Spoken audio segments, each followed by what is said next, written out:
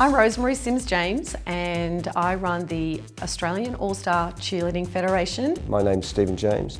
I'm the Executive Director of the Australian All-Star Cheerleading Federation. We started the federation about 8 years ago, and it's basically designed to assist athletes within cheerleading and dance in the world of competition. So we run competition events all around the country, and we also do education, we do camps and clinics. If people ask me about cheerleading, why should my daughter be involved, why should my son be involved, I would touch on those base elements. It's a fantastic, respectful sport for kids to learn how to interact with other team players.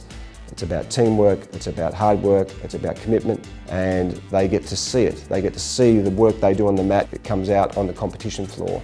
But even if they come 7th, kids still come off the floor feeling fantastic that they did the best they could possibly do. And those life lessons about, it's not always about the win, but it's about the work you put in, the benefits of that. The great thing about our sport is you can be 3 years old or you can be 25 years old. There is a place for you. You've got to find a club in your general area, and they're popping up everywhere. You will find one, guaranteed. It's growing so quickly. But it doesn't matter what age group you are, what ability you are, if you've done nothing before, if you've done another sport before, you find a club that will cater for your age group, and then they'll slot you into the level where they feel that you're at. We have credentialed over 1,000 coaches around the country, and that's continuing on a month-by-month basis. New people are joining the sport.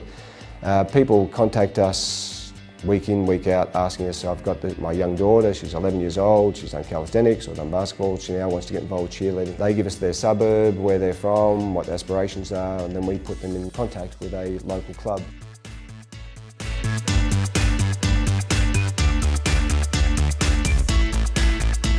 The reason why cheerleading, I believe, is so successful is because there are roles for everyone. You know, you've got that child that never gets chosen at school sports. You know, they're terrible runners, they're a little bit thicker set, you know, they can't throw a ball, they can't catch to save themselves. You know, they feel really down about sport. Well, they come to cheerleading and all of a sudden, all the kids in the class are going, she looks really strong. We really like her, she's really cool. She becomes a main base, and all of a sudden this child that didn't really have much going on in her life, all of a sudden we want her, she looks really strong. So all of a sudden the confidence builds. Or you might be a 6'2" female that loves to dance, loves to wear jewelry and sparkly costumes, loves modern music. You don't want to play basketball, but you're a 6'2" girl. Well, cheerleading, she gets to be a back base, and she gets to not be a back base, she becomes the back base because she's tall, she's got a long reach, and she gets to dance, she gets to stunt, she gets to wear awesome, fancy, sparkly uniforms with great makeup and big bows. She gets to do all this to music.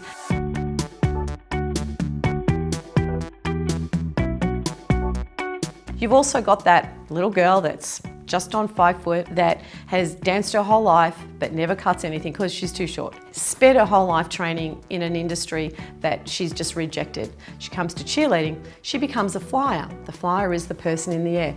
You need someone little and petite. So all of a sudden this person that gets rejected everywhere because she's too short becomes a superstar, and she becomes the flyer, which is like the business card of the team.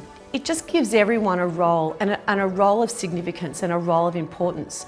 You've got this gorgeous flyer up top that is like the business card, but you know, she gets that she's nothing without those girls underneath. So that thicker set girl that's that main base now gets how important she is, because that girl up there has nothing without her. So there's this fantastic teamwork and comradeship in amongst all of the athletes. And it is the only sport in the world that has co-ed where the athletes work equally. You've got girls and guys working in a team equally, which is, it's wonderful. We run a number of series of competitions, each with their own flavour and personality. Our first competition series is a season starter, which is called the Winterfest series. It's a warm-up, it's a season starter, so what we do is we encourage all of the teams to get their raw routines out on the floor. We have extensive feedback on the scorecard, so what we're doing is we're setting up all of the clubs and teams all around the country ready for the main events. We then move to a thing called the All-Star Battle, and that also is around the country, but that's a 2-day event, so the teams actually get to compete their routine twice and they get judged twice, so that once again really gives them a really good grounding and foundation. Then the pressure ramps up considerably for the state championships. The state championships are a very prestigious event. Everyone feels the pressure of trying to get the routines the best they can possibly be, looking to get the title of state champion. From there, we then head to the grand final of our calendar, which is the Australian All-Star Cheer and Dance Nationals. It moves around the country, but it encompasses the whole of the country. We get 6,000 to 7,000 athletes, and it's a big 3-day event.